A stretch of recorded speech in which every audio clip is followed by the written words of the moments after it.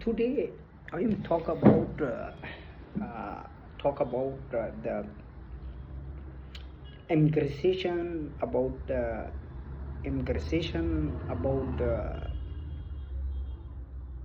refugees and Middle East and people going to any other country. This situation is very dangerous, very ideologist, nuclear about problem with the human oxygen and immigration about human oxygen and flighting going to any other country. So many countries, same US, Canada, Europe, English, UK,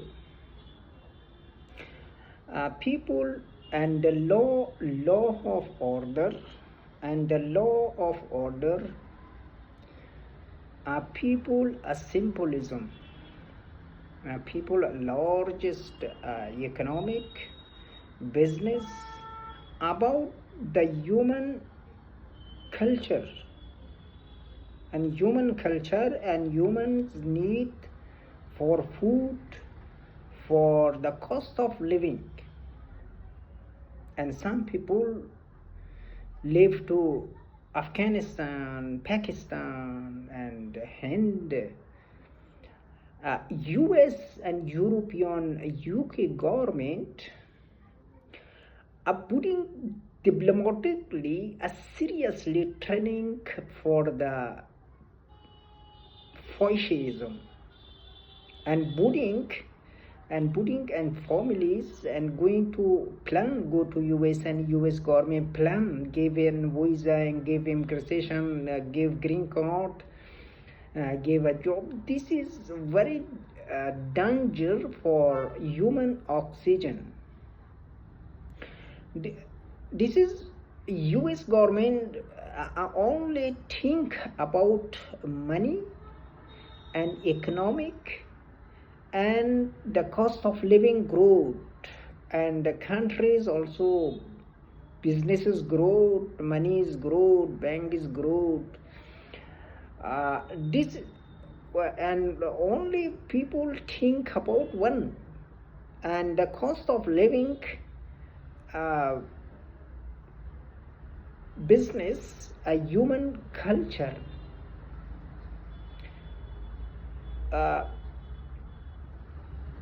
This ideologist and modern science are talking about, okay, this is not for the refugees and oxygen problem, people sickness, people clinical tension, going to clinic and again giving medical test and giving people fake news, people or some people virgin, some people opening the border, and lot of population living in US, in UK. This population and US government giving to us population, giving a training, giving a discipline of fascism. Fascism is very dangerous clan, very dangerous ideologist and enemy of enemy of human think, human mind, human culture. وقتی حرفی که من امروز میخوام بزنم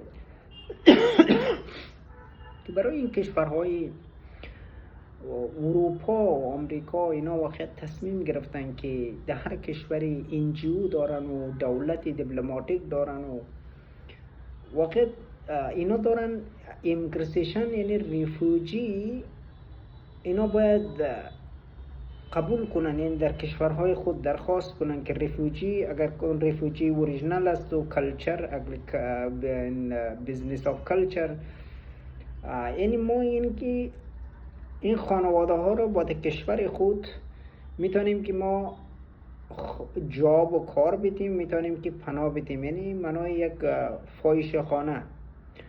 یعنی دولت تصمیم میگیره که واقعا این خانواده هایی که هستن اینا میخوان که مسافرت بکنن، دولت با اینا یک درس فاحشه گری میده. واقعی یه جامعه که واقعی اگر 5000 سال پیش واقعی اگر امریکا وجود نداشته، کدام دیپلماتیک گارمینی وجود داشته،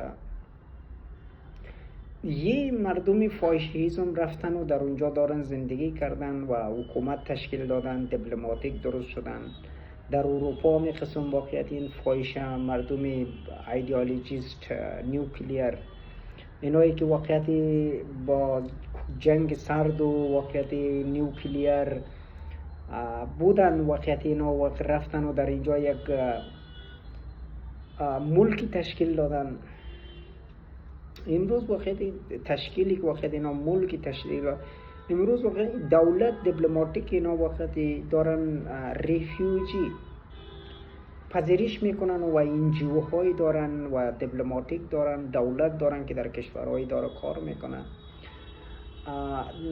با سخت رسانه ها و دیجیتالی و EAD and different حکومتی دارن واقعیتی که او داره کار میکنه و اینکه مردم انتخاب میکنه که چی قسم باید مردمی باید اونا برای مهاجرت یا ریفیوجی اونا رو در کشورهای خود پذیرش بکنن.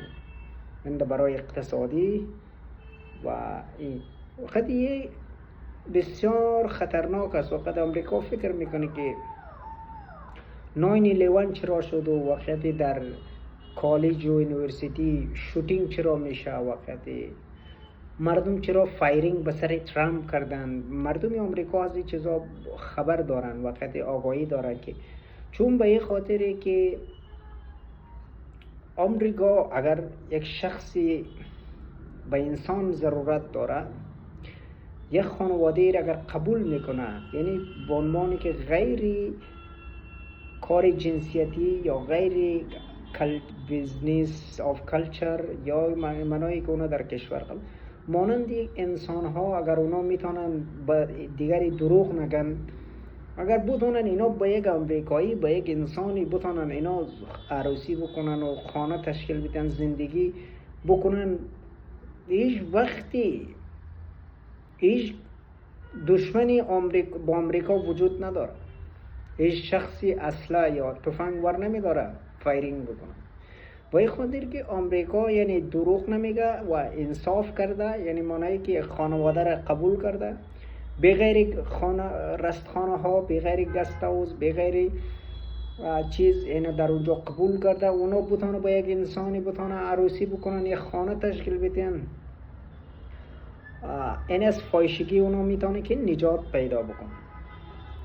وقتی از فاحشگی نجات پیدا بکنه یعنی اونی که اونا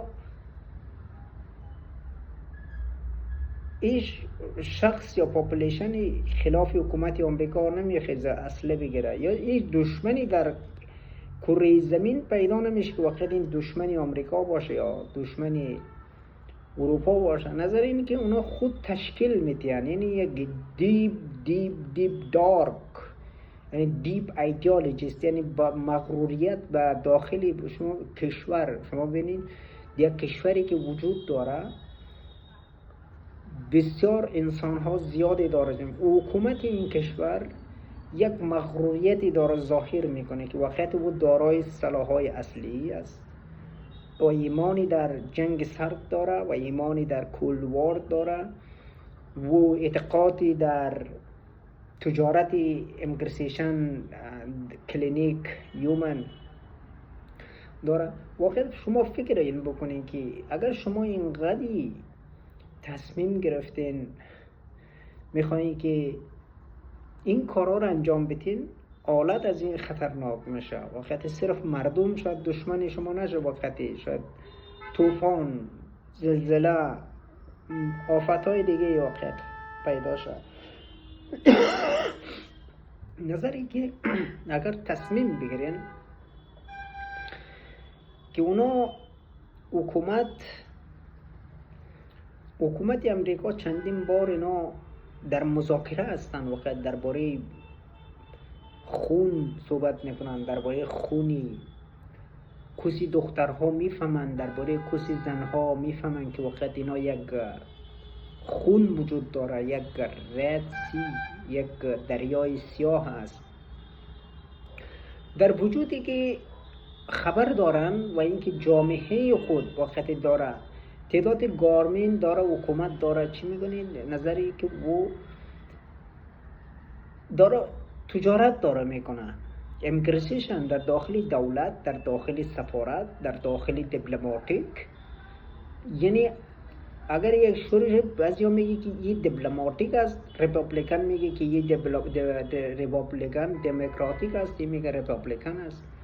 نظر اینه که یک کار بین دوتا وجود داره. یہ